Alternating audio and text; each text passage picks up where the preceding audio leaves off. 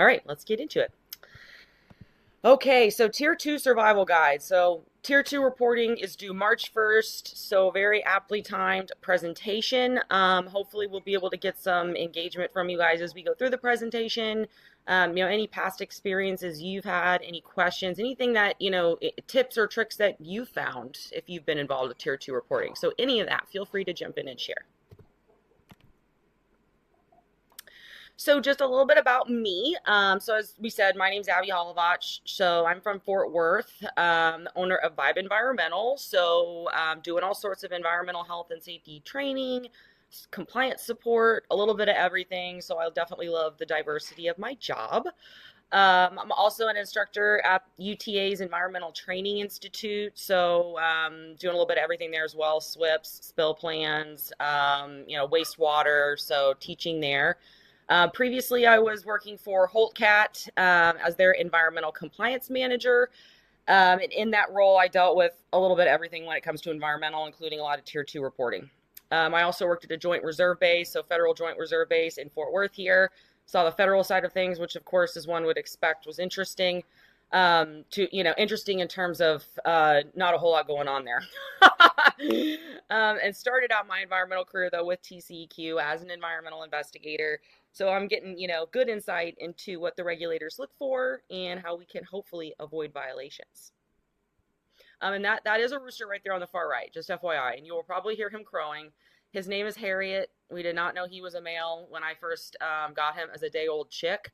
So he'll probably hear him crowing though, because he's 7 years old now, and he rules the roost. He whoops my cats. He jumps on their back and like flaps and rips their hair out. And he's something else. So that's just a little bit about me.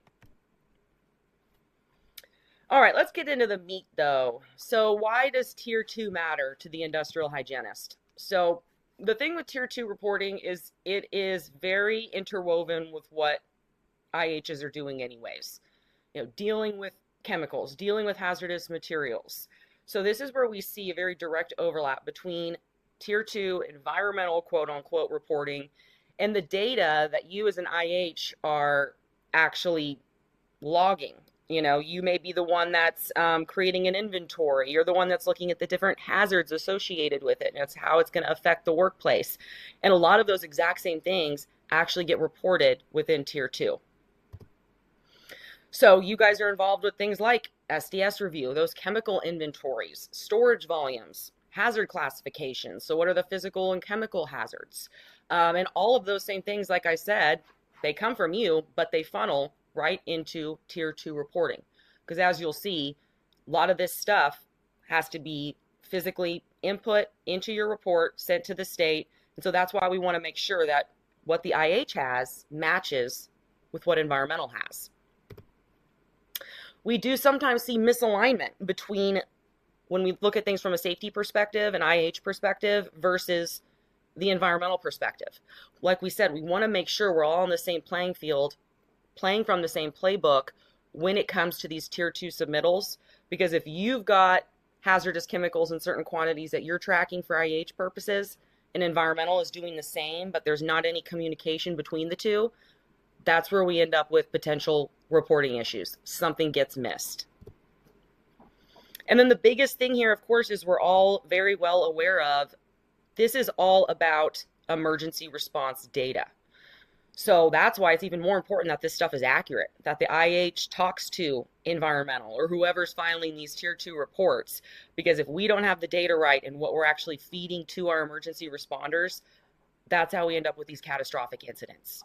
Because they're not prepared and they're not ready when the worst does occur. So some of the things that we will talk about, we're going to cover each one, a little bit of everything here across the gambit, but we'll look at a few real-world Texas incidents where we see a link between chemical management failures, the reporting failures, and those catastrophic consequences as a result. We'll also look at, again, more of the overlap, so Tier 2 reporting and where it intersects with IH. And like we said, it's a pretty clear funnel. We'll look at those chemical inventories, what's important when we're reviewing those SDSs, and how your exposure assessments will actually influence the accuracy of the Tier 2 reports. we'll take a gander at some of those common reporting mistakes.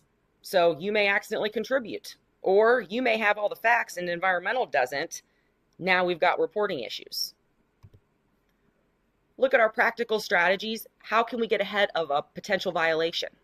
So looking at it from a regulator's perspective, or looking at it from an emergency responder's perspective, that's huge, and really being proactive versus reactive.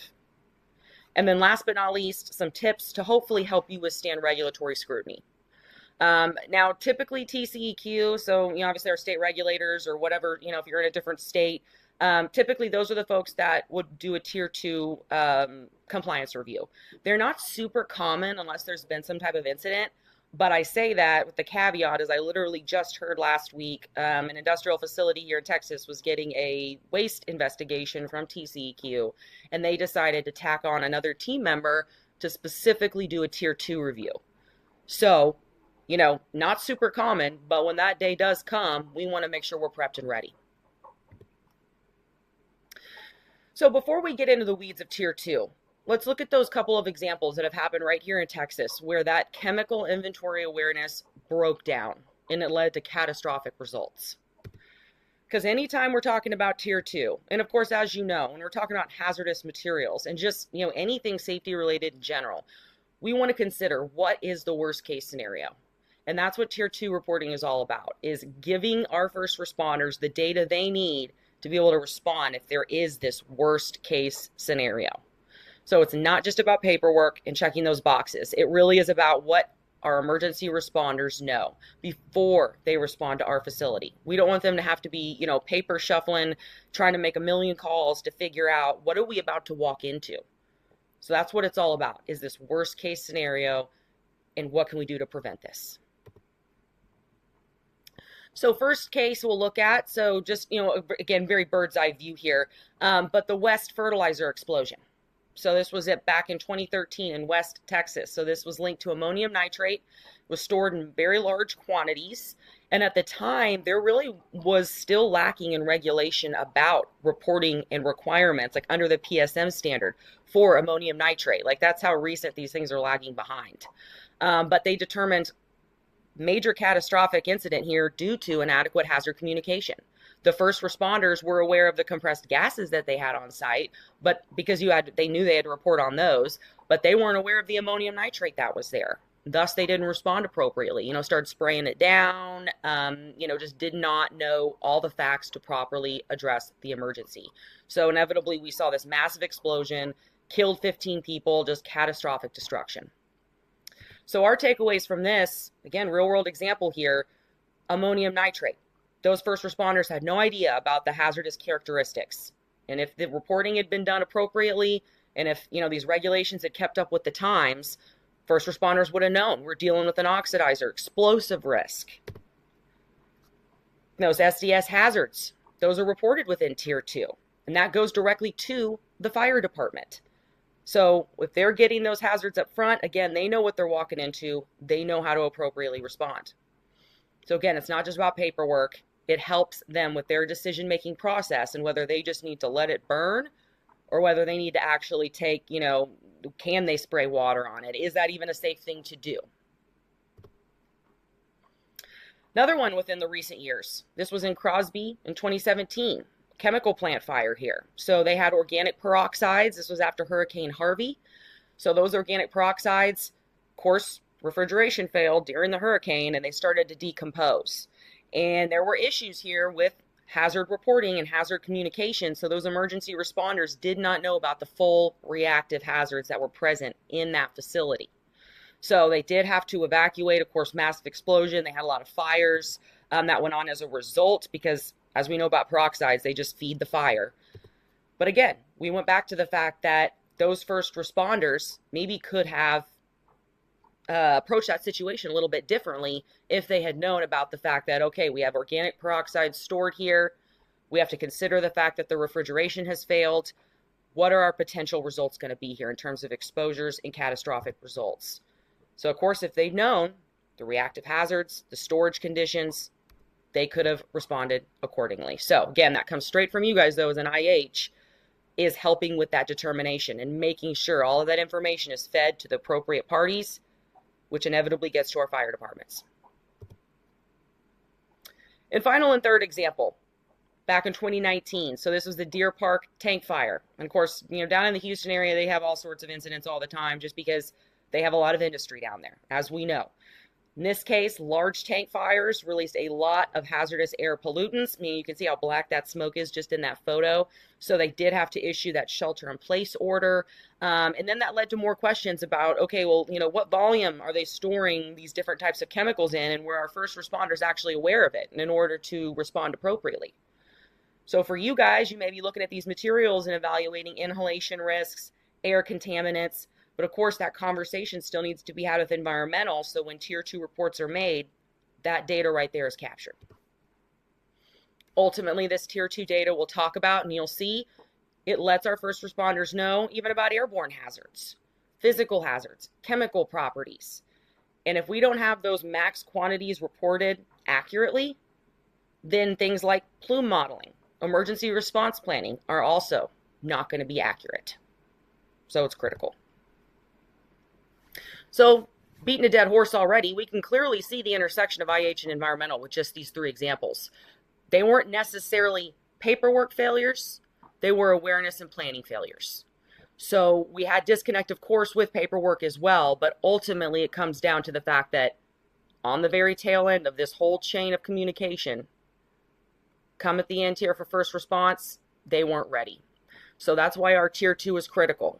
Notify the first responders. They know exactly what they're walking into. The community, again, goes back to the right to know, and we'll talk about these regulations in a minute. Supports the community. What am I living around? If there is a catastrophic incident, again, there's not going to be hesitation. There's not going to be uncertainty because we've communicated the hazards. So you guys are evaluating those same chemicals in that same universe. So that's why we have to team up. So Tier 2, this all started as a result of the 1984 disaster in India. So they had methyl isocyanate that was released. Very interesting when you look at kind of the toxicology of that and how this material broke down and decomposed. And as a result of that, they had more than 2,000 people that were killed or severely injured. So as a result, the U.S. responded in 1986. And this is where we see the Emergency Planning and Community Right to Know Act, also called EPCRA, come onto the scene. Because they obviously saw what happened over there, and they were like, well, we don't want that to happen here. And this was actually under the Superfund Amendments and Reauthorization Act. So it's all kind of wrapped up with, anything emergency response planning, spills, contamination procedures, it's all going hand in hand. So the goal of EPCRA, of course, as we've discussed already, enhance that emergency response planning. We want to equip the local level to do what they need to do safely and protect the public. And this is where we see our annual reporting come in. As we'll talk about, types and quantities of hazardous materials that are present at the site. That goes directly to our local emergency planning committees, goes right to the fire departments, and again, it completes the chain of hazard communication. Now, TRI reporting is also under EPCRA, so toxic release inventory reporting, basically materials that are considered environmentally hazardous substances on EPA's list, as we'll look at, also has to undergo reporting for, any potential releases that took place over the year. So very similar in terms of goal and communication, just a different set of reporting standards. But of course, we're focusing on Tier 2. So Tier 2, again, under EPCRA, so this is our annual emergency chemical inventory reporting, and this is where we look at, okay, what is our maximum quantity of hazmat, of hazardous materials we have on site at any one time during the calendar year, and we're going to have to report on it. So things like the chemical name, the hazard categories, so those physical and health hazards, what's the maximum amount on site at any given time, so we'll talk more about that. That's kind of a kicker, sometimes trips facilities up. The average daily amount, and the storage type and location. So clearly all critical to first responders. In Texas, we submit this through TCEQ steers, so an online system specific to TCEQ. Other states, like when I've reported, for example, in Oklahoma, they actually have you go through the EPA system, so it is pretty state specific in terms of where you're actually submitting the report. But in Texas here, we do it in steers. And it's due by March 1st of every single year. So, of course, we're halfway through February. That due date is quickly coming up. In addition to that, though, you also have to physically email your STEERS report for Tier 2 reporting to those local emergency responders. So the planning committees and the local fire department. So there's kind of some extra steps here, unfortunately, for us here in Texas, because not only do we do it online, we've also got to email it out. So keeping that in mind. We'll talk about that more. But of course, as an IH, if you are managing, let's say, the SDS library, or you're supporting that chemical inventory, you're influencing this report very clearly. You can see, especially when it comes to the SDSs, because a lot of this hazard communication that we report during Tier 2 coming straight from that safety data sheet. So if you're dealing with a person who only does environmental, they may not be super comfy with an SDS, and that's where you may come in to help support with a lot of these determinations. So now let's talk about a hazardous chemical. What exactly does that mean? So basically within EPCRA, if it has an SDS, it's going to be considered 10-to-1 a hazardous chemical. So could be things even like fuels, diesel, gasoline, even sometimes hydraulic oil, depending on what the SDS says. Compressed gases, corrosive cleaners, a little bit of everything here. So if it has an SDS, it's going to be potentially Tier 2 reportable. So this is where we see things get overlooked because we don't immediately have it click as being hazmat. But the fact of the matter is, typically if we have an SDS, it very well may be reportable. So we'll get in more of the definitions here in a minute, but when we talk about hazardous chemicals, there are two different types here. So there's extremely hazardous substances. These are called EHS chemicals in EPCRA world.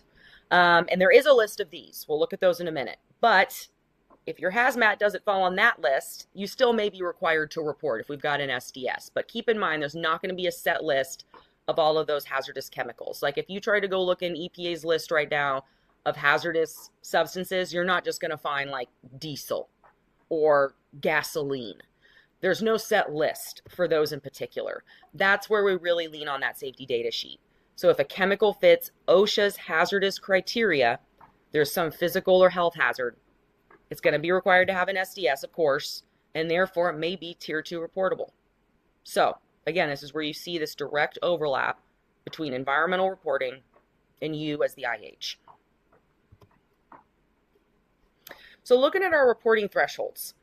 So most hazardous chemicals, it's not an extremely hazardous substance, it's just a general hazardous material, 10,000 pounds or more at any time during the year. So you could have one shipment, let's say, of some drums of diesel or some drums of a corrosive just one time in the year, and you exceeded 10,000 pounds. You'd be required to Tier 2 report on that material. So any time during the year, not just an average. With our extremely hazardous substances, there is a list for these. We'll look at that in a minute. And there's a much lower threshold quantity. So 500 pounds or the threshold planning quantity that we'll look at here in just a minute. So a lot more narrow of a window, lower threshold, because of course they're extremely hazardous. So common issues we see when it comes to reporting. Some facilities will aggregate different types of chemicals across the entire facility. So they're kind of mixing and matching versus independently. Some may not keep in mind about temporary or short-term staging. Like we said, that counts. You may only have it for a day. Still considered reportable if it's a hazardous chemical over 10,000 pounds you had at your facility. Backup tanks, delivery tanks, even some types of chemical residues, all of those can potentially be overlooked. And again, that's why the communication here is so important. So for example, maybe we've got 3,000 gallons of a flammable material or a combustible material. Maybe it's a fuel. That's about 20,000 pounds depending on the density. So you're going to need to be required to report when it comes to Tier 2. Now our extremely hazardous substances, again, there is a list for these in particular. So these have lower reporting thresholds, typically 500 pounds or less, sometimes much lower, just depending on how hazardous that material is. So for example, anhydrous ammonia could be chlorine, could be H2S. So we have relatively small quantities that are going to trigger Tier 2 reporting when it comes to environmentally hazardous substances. So for common examples, things like process chemicals, refrigeration, wastewater treatment. Those are some pretty common processes where we may see EHS substances that will require Tier 2 reporting. So as you look at your facilities, you're really looking for these two different types of hazmat. Just your, general hazardous materials requires an SDS. There's physical and chemical hazards, 10,000 pounds or more. Or you may be dealing with EHS substances, much more hazardous, much lower reporting threshold. Two different perspectives here we want to check out. So this is the extremely hazardous substance list. Of course, it continues on, but you can see things we've got in here like acrylonitrile. Reportable quantity in pounds, 100. If we have any type of release, of course, it's going to have to be reported to the National Response Center. If we are actually storing more than 10,000 pounds, it's going to be a reportable material. So there are some differences in terms of poundage, but that's why we got to check. So again, that's why we have to look at our facility twofold, just general hazardous materials, and then we got to physically come and look at this list of EHS substances and see, do I have any of these on my site? And if so, what's my total poundage? And we'll look at some examples of this as well in a minute. Now, a big piece of this, though, is what is your maximum on site? What does that really mean? So this is the part that messes people up sometimes. So maximum on site, again, like we said, greatest amount physically present at your facility at any one time. So as we'll talk about later, this is one of those times you have to go to production or operations or whoever's ordering materials, supplies, chemicals, and say, we need to have a conversation about, what's the largest shipment we've received this year and when? And then we have to go from there. Because sometimes these things may happen and we don't realize it. It's in one day and it's out the next. But we may need to report on that. So it's not what do we typically keep, what's our average, what do we think was there. We want to make sure that we look at, even one day, greatest amount physically present on the site. So this is kind of a nice summary right here. So if we have hazardous chemicals, like we said, OSHA hazard communication requires an SDS. That's when we need to consider 10,000 pounds or more any one time. And if we do, we're going to have to report. Then we have our environmentally hazardous substances. This is where we have to check the list. Is it over the threshold planning quantity or 500 pounds? Whichever is less. So most of those environmentally hazardous substances, if we've got 500 pounds or more, you're going to be reporting. So if that's a yes, going to file the Tier 2. And then if we have diesel or gasoline, there's kind of some differences here in reportability if it's a retail station, if it's an underground storage tank, etc. But that really is specific to retail. So unless you're in retail on the call, that one doesn't really apply. Most of our diesel and gasoline just falls under hazardous chemicals. But if it was a retail facility, they kind of have their own thresholds that you can see here. So nice little summary in a nutshell. So overlooking just kind of general summary of Tier 2 here. And we'll talk about a few more things when it comes to minutia of where we get tripped up. So again, 500 pounds of EHS material, whichever is less, or the threshold planning quantity we saw on the table. Some of them were 10,000 pounds. Again, 500 pounds is less, so we're going to report at 5,000 or 500 pounds or more. Or general hazmat, 10,000 pounds or more, due March 1st. And it just kind of summarizes some common errors, report submissions, but we're going to cover all this ourselves. So within Texas, this is their main Tier 2 reporting page, EMI regulated. This is a very helpful page to check out. So first of all, of course, over on the right-hand side, if you are trying to file a Tier 2 report and you have questions, they do answer very quickly with that Tier 2 assistance help form, especially right now. So if you need help, especially dealing with steers, because it's not a user-friendly system, definitely recommend reaching out to them. But this just provides us with a nice summary, kind of some of the things we already talked about. Am I required to report? What about, hazardous chemicals? Is it just general hazmat or is it an EHS? And then it also goes into summarizing for us our reporting thresholds. So just like everything that we just talked about and we just saw. So this is another helpful document here, resource. And I will share this presentation after the fact so you guys can go back and reference if you wanted to check some stuff out. But another helpful thing on here is actually the weight converter. You can see that under the chemical resources. We'll look at that in a minute. But that's a great resource to utilize, because if you ever do get audited and they ask how you did your weight conversions, you can just be like, well, I used, your weight converter. So definitely a great resource there as well. Now, this is a pretty low quality graphic here, and I couldn't get it any better, but this came straight from the webpage we were just on. But again, it summarizes this for us. Do we have a hazardous chemical? No, not reporting. If we do, we've got an SDS. Do we have 10,000 pounds or more? If we say no, then we've got to check out. Is it an extremely hazardous substance? And if it is, 500 pounds or less. Same for our 10,000 pounds or more of just general hazmat. So a very easy flow chart to be able to reference later. Now this is their weight converter. So we'll do a few examples here when we're looking at whether a material is going to be reportable under Tier 2 or not. So in this case, we've got a 5,000 gallon diesel tank, for example.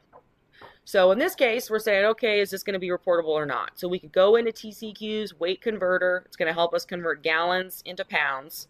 And also, side note, if you have to do annual waste summary reporting for, if you're like a large quantity generator, small quantity generator, etc., this is another good resource in terms of conversions. Again, because that way if you get audited, you could just tell TCQ, I'm using your converter. So it's a helpful resource, kind of multimedia. But how many gallons of the substance do we have? I input 5,000 gallons. What's the specific gravity? In this case, 0.85. But this goes right back to our safety data sheet. And then based off that, it gives us our weight in pounds. So of course, that's over 35,000 pounds. That's definitely going to be reportable. Because again, diesel at a non-retail facility is reportable at 10,000 pounds or more. So that diesel tank right there is going to need a Tier 2 report. Another common one we see, and that sometimes gets underreported, lead acid batteries. So when we're talking about lead acid batteries, and especially when you're dealing with forklifts, those suckers get heavy really darn quick. These sometimes trip people up so much that TCQ actually issued this document you're looking at right here as guidance for reporting on lead acid batteries. And of course you could use this in, multi-state. It's just helping explain the EPA's perspective. So do I need to report?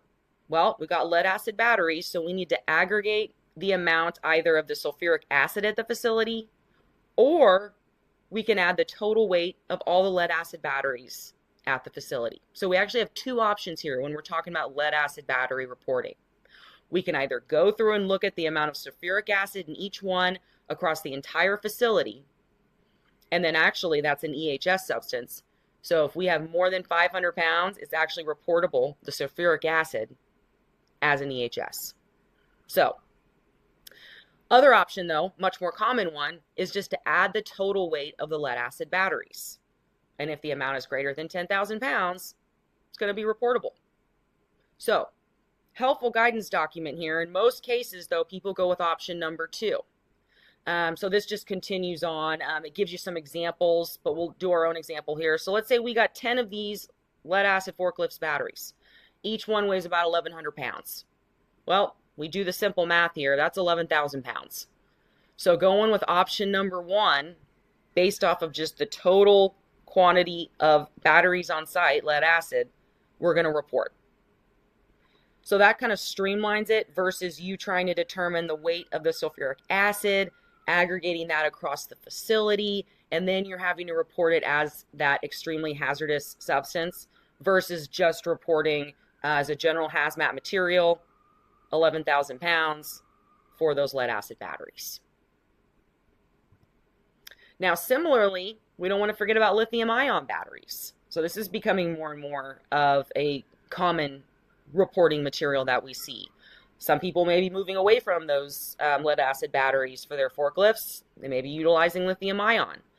But unlike those lead acid batteries with the sulfuric acid, lithium-ion batteries, they don't have any extremely hazardous substances inside. So that's where we just go to that reporting threshold of 10,000 pounds. So pretty simple here in terms of how we do this math. Let's say maybe we've got 8 forklifts. Each one has one of these 1,300-pound lithium-ion forklift batteries. Well, that's just over the 10,000 pounds reporting threshold. Still reportable, though, of course, because we're barely over. So these would also be Tier 2 reportable batteries. Just a little bit more straightforward than lead-acid batteries. Now let's look at another type of material versus batteries. So let's say we've got this 500-gallon compressed gas tank of anhydrous ammonia. The tank was on site for whatever reason for 2 months at the facility in the previous year, because that's what we're reporting on. So we're reporting in 2026 for what took place in 2025. Of course, like we said though, if it's on site for any period of time and you exceed the reporting threshold, you got to report. So in this case, it was there for 2 months only, but we may still need to report. So this is where we go and we look at that list of lists, that big long list, and we can see here based off of that CAS number, ammonia, threshold planning quantity, 500 pounds. So in this case, we do the math. Again, using the Tier 2 chemical reporting weight converter, we've got 500 gallons of that material. Its specific gravity, 0.65, and it gives us around almost 2,700 pounds. So that anhydrous ammonia is going to be reportable as that extremely hazardous substance on your Tier 2 reporting. So just gives you a good visual of, your typical hazmat at 10,000 pounds and those EHS substances at that 500 pounds or less. So in this case, definitely reportable. Now, where it can get a little bit hairy is mixtures versus pure chemicals. So, most cases, like we saw with the lead acid batteries, we can either report the mixture as a whole, or we can break it down by hazardous components within the mixture. Most cases, like with the lead acid batteries, we want to try to avoid overcomplicating it, unless we're dealing with those EHS component thresholds. Because we want to know, if we're dealing with a material that's got that environmentally or extremely hazardous substance, much lower reporting threshold, and if we're dealing with certain types of materials, we may want to look down at that minutia and see, okay, what's the actual percentage here? So for example, let's say you've got chlorine dioxide at your facility. It's a 15% solution. You've got 3 totes that are 330 gallons each, and we know based off of the density, it's 8.3 pounds per gallon. So total mixture from those 3 totes, just the total overall is 8,217 pounds. So in this case, one might think, oh great, that's below 10,000 pounds. That's not going to be reportable. But that's where we have to look closer. That's why we've got to do double duty here. Not only looking, is it hazmat, but also, is it that extremely hazardous substance? Because in this case, if we're dealing with 15% chlorine dioxide, so out of that 8,217 pounds, that's actually 1,232 pounds. So you've got a little over 1,200 pounds of that environmentally hazardous or extremely hazardous substance. The reporting threshold on that within the list of lists is actually 1,000 pounds, but again, 500, if it's over 500, we just default to 500. That's their requirement when it comes to Tier 2 reporting in particular. Definitely reportable because it is on that EHS list and it is over 500 pounds. So if we had just stopped at looking at the total mixture, we would have thought, oh, not reportable. But when we actually did the math and looked at, okay, the percentage of that EHS material, that is reportable. So that's where we see common issues here, is when we're actually trying to break it down and determine those 2 factors. So in a real world example, and this is one I actually was just looking at for another facility. So they had a big long list of all of these different finished goods, raw materials, and all of these have safety data sheets. They're all, in the OSHA hazardous material for one reason or another. So in this case, they had 15,000 pounds max quantity on site of this product called AquaGrout, which is made up of silicon dioxide and Portland cement. So you can see where I've circled the composition there. The silicon dioxide was 65 to 70% by weight. The cement was 25 to 30%. So we pluck out that information and we got to do some math. So looking at this, we could either say, okay, we've got a mixture here. We can just go ahead and report this whole mixture, 15,000 pounds of aqua grout, and then actually provide within our report those cast numbers. Or we could try to break it down by components to see, am I going to exceed 10,000 pounds or more of either of these, either silicon dioxide or Portland cement. So now we got to do some more math. So we can either keep it simple as a mixture and be like, yep, that exceeds 10,000 pounds. We've got 15,000, it's reportable. Or we could calculate the ingredient weights. So if we've got 15,000 pounds total of this material, we look at that range by weight. Silica is 65 to 70%. So silica at 65% is about 9,700 pounds. But looking worst case scenario, if there really is 70% in this, now we're over 10,000 pounds. Of course, Portland cement, well below the threshold. So in this case, just based off of silica alone, it's reportable as well. So we could either sit here and do all this math and then try to aggregate across the entire facility, all the silica present across all of your different hazardous materials and report on silica in that way. Or we could just have this be its own entry, its own tier 2 entry in terms of the reporting for this product. So as a mixture. So kind of up to you how you'd want to handle that at your facility and what's going to work best for you. Is it going to be better just to do simpler data entry and maybe potentially over-report? Or is it better to sit here and actually do the math, look at those individual hazardous parts with the risk of some calculation getting screwed up?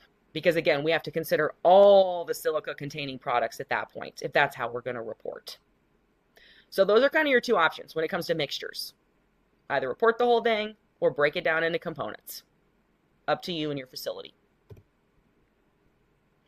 Now, if you do have trade secrets, there's some separate protocols for that. So if you've got materials that are considered a trade secret and it's not something that, legally you're allowed to go in and be like inputting percentages and what the materials are, etc., there is some separate requirements for that. So EPA did put out an entire document about their substantiation form that has to go along with the Tier 2 report. So keep that in mind as well if you have trade secrets.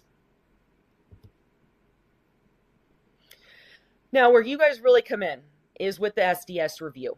So again, you may be dealing with someone who's just, familiar with environmental and they need some of that IHI, that IH support, because we're going to have to report when it comes to Tier 2 on things like the physical hazards. We'll look at a paper report here in just a minute and you'll see we have to check boxes. Is it a flammable material? Is it an oxidizer? Is it reactive? Also ask about the health hazards, acute toxicity, carcinogen, corrosive. And we also want to look at together those reportable threshold planning quantities. Because again, there may have to be some math involved here with those percentages like we just kind of did for that concrete product. You may have to support that in terms of assisting with that determination. So if you're the one updating your safety data sheet library, but let's say Tier 2, whoever's doing the Tier 2 reporting is not actually reviewing those most recent SDSs, or maybe they're not privy to them, or they're just not utilizing them, that's where we see that regulatory exposure, because we may not be reviewing that most current SDS and we're leaving off physical hazards, health hazards, which of course, if the worst does happen, now our first responders don't have that information. So that's critical. Now this is a paper form, page 1 of a Tier 2 report. Now of course within Texas we're reporting on steers as we mentioned before, but this just kind of shows you all the different things that are required and requested when we're doing our Tier 2 report. So owner operator information. It does ask for a lot of emergency contacts. So emergency coordinator, the Tier 2 submitter information, multiple emergency contacts, got to have that 24-hour phone number. So of course, got to make sure that's current as well, because if there's an incident, the fire department's trying to call. If that number's not current, we've set them up for failure here. So that's critical. And then, of course, this is mostly where you guys would be roped into this. So this goes line by line, these different chemicals or these different mixtures that we're going to be reporting on. So it looks very similar in steers, just uglier and in a different format and in a bunch of different tabs. So we have to go through and look at things like chemical description, the chemical name. This is maybe where we're either going to list the specific chemical or we're going to have the mixture identified and what that product is. Including things like the CAS number. Is it an EHS material? Solid, liquid, gas. There's where that trade secret comes in. We may need to fill out the additional form that has to accompany this. And then we get into the stuff that's within the IH realm. The physical hazards, the health hazards, types of storage. So things like storage condition. Is it ambient temperature or is it under pressure? Also, they want information about storage locations. We actually have to include a facility map, and I'll show you that in a minute. Again, this is all part of that emergency planning. And then inventory, including the maximum amount on site, average daily amount, and then the number of days on site. And again, you may have a material that was only there for, let's say, 2 days. So you literally just may say, oh, well, number of days here on site was only 2 days. So you can kind of see all of everything we've talked about already gets wrapped up into this report. And again, that's why it's critical that whoever's submitting this has all of the pieces to the puzzle. Because if they don't, they're going to miss something on here. And this is what our first responders are using to actually mitigate whatever emergency situation it may be. So a few examples of the maps. Of course, they don't have to be anything high-tech or crazy. Could just be a sketch, could be a diagram. But we do have to include a site map or plan. So looking at our chemical inventories, we want to make sure that they are easily reconcilable. Looking at logs, inventory use, spreadsheets. We want to make sure that it's clearly documented. Because again, if someone comes back to you and starts questioning, what's the max amount you had on site? Average daily amount? Where is it being stored? We want to have that supporting documentation so it's not just one of those moments where we're like, and we're like shuffling paperwork and trying to figure it all out. We want to make sure it's easily and readily accessible. So have that written calculation sheet where we've got all of our data. We're referencing that conversions calculator that TCEQ utilizes. So if we can't recreate our numbers within 5 minutes during an audit, that's a problem. So that's kind of how you can test yourself, is look back at a previous year and say, how easily could I recreate? If someone asked me, how did you get to these numbers? Would you be able to do that? And if not, we're going to want to make sure we tighten that up. So defensibility is what it's all about when it comes to the back end. Of course, we want to make sure it's accurate because our emergency responders are using this for emergencies. But nevertheless, we all want to avoid a violation as well. So they may ask us things like, how are those hazard categories determined? And again, that's where you come in. Because that may be part of your process is, hey, we consult with our IH. This is how we determine what those physical and chemical hazards were with these current SDSs. Again, your calculations. Who's reviewing and certifying the report? Do they even know what's going on here with this information? How do they even know if it's accurate? All questions they could ask. So from our perspective, again, keep that documentation with your thresholds. If you are going to go and break down a mixture and do the math, keep that math and make sure that it's on file and anyone can go back and pull it out.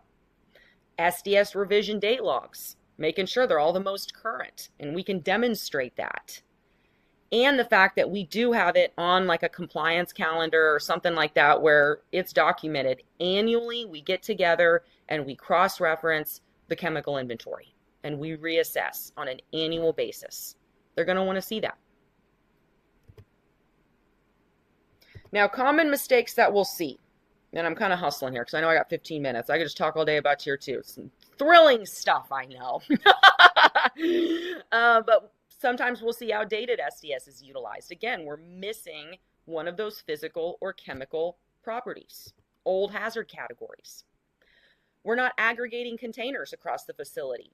Again, we want to keep in mind, this is not like SPCCs, spill plans where we only count containers that are 55 gallons or more of oil. When it comes to tier 2 reporting, you're counting everything. This is an aggregate total, collective total. So we want to make sure those smaller containers are not left out. We want to ensure that we're not leaving out our maximum. Like we said, what is our peak inventory? What does worst case scenario look like? And we don't want to be vague with our storage descriptions. So we do have to include, some type of facility map, but we want to make it clear exactly where that material is. Again, this is all about emergency communication. We don't want to be vague. We also want to connect directly with PSM inventories, because you may have a savvy regulator who's like, oh, okay, I see your tier 2 inventory. Does that match with your PSM inventory?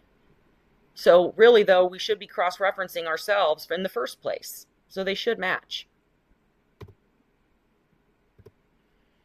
Okay, we already talked about that one, but not documenting how your maximum was calculated. So again, if we just say, oh, operations told us, or from my recollection, again, it's all about the documentation and really looking from the regulator's perspective. Where could they poke holes in this? Are we forgetting about anything?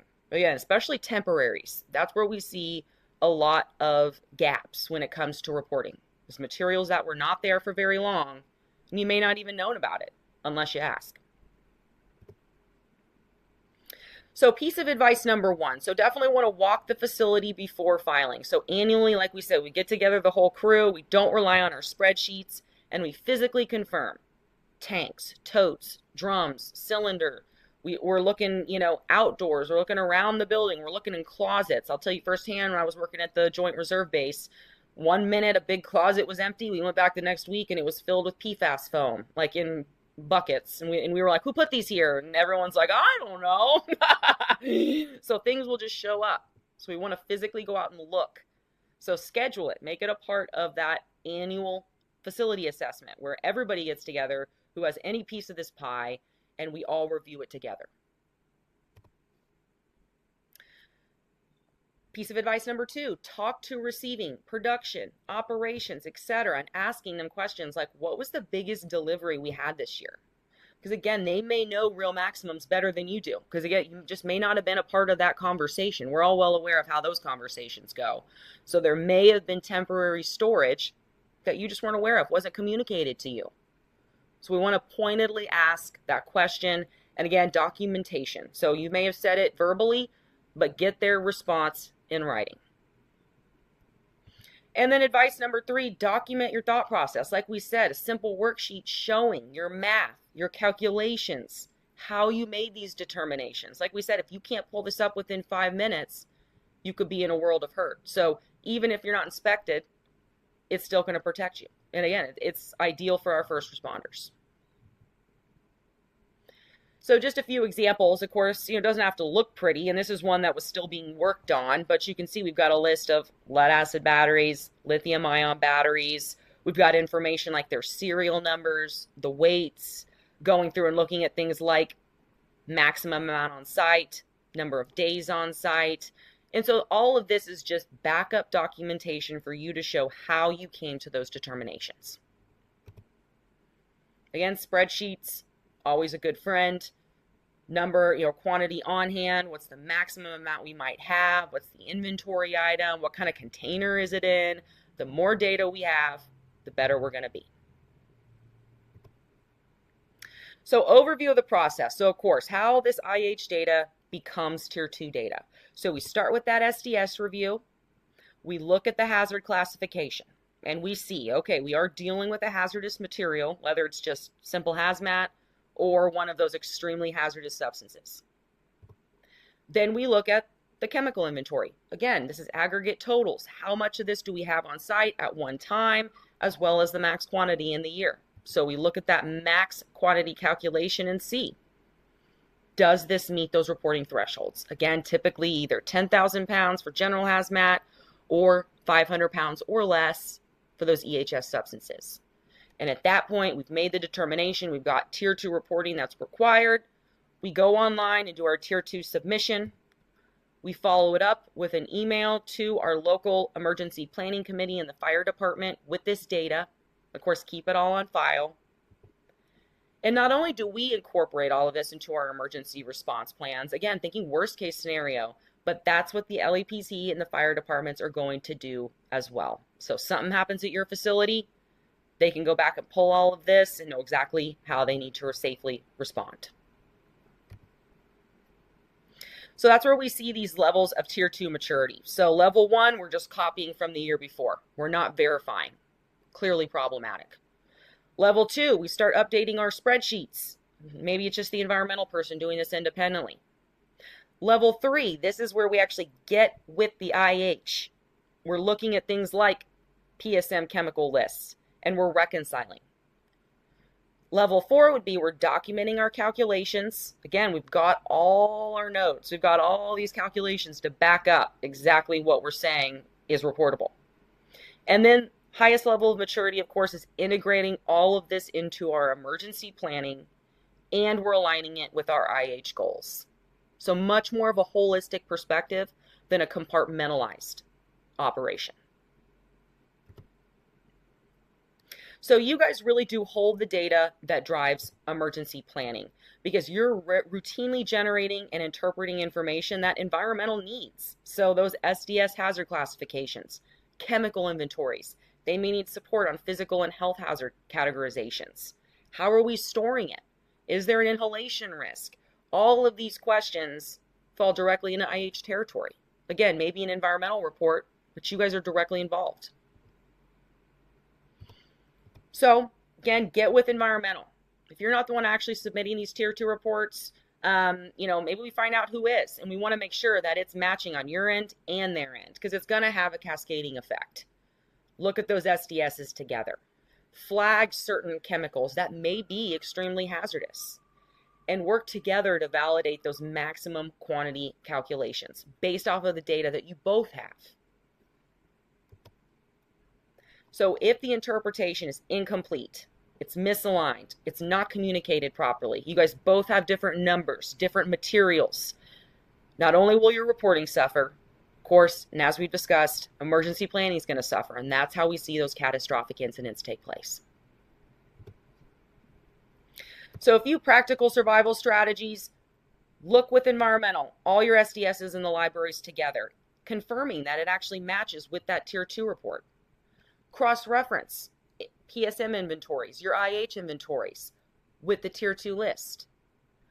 Meet with operations and ask, what's the largest delivery we received this year?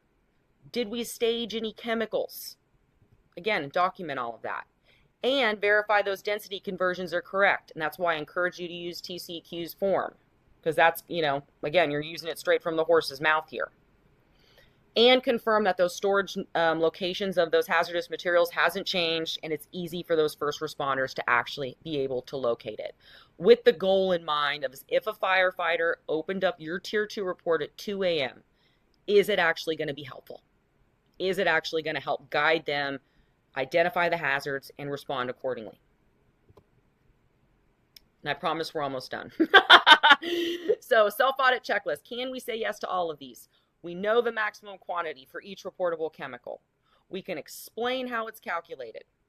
Our SDS categories for the hazards match what's on the tier 2 reporting. Our inventories align.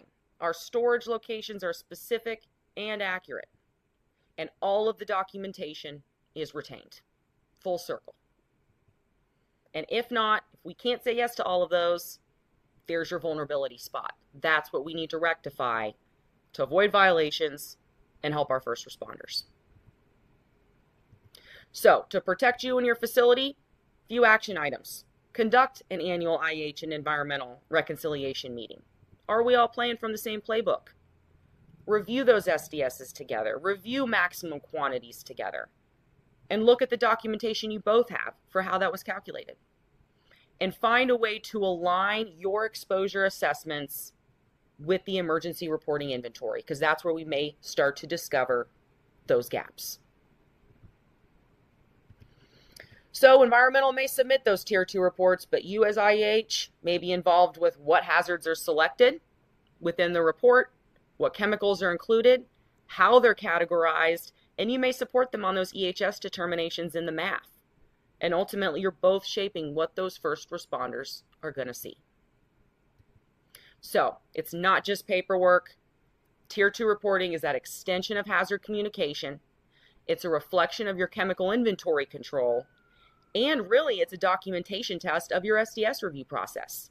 So you can see how Tier 2 reporting is clearly woven across safety for emergency response, IH for your exposures, and environmental for potential releases. So if your IH data is strong, but it's disconnected from Tier 2 reporting, your facility is going to be vulnerable. Your people are going to be vulnerable. But if we can get IH to align with what we see when it comes to Tier 2 chemical management and reporting, that's where we see that elevation with compliance maturity. And we just see such an improvement when it comes to a holistic approach of protecting our employees and, of course, the community and first responders. And with that, 12:57, I am finished. I know I hammered you guys with a lot. So in the few minutes we have, do you have any questions, comments, anything you want to throw out?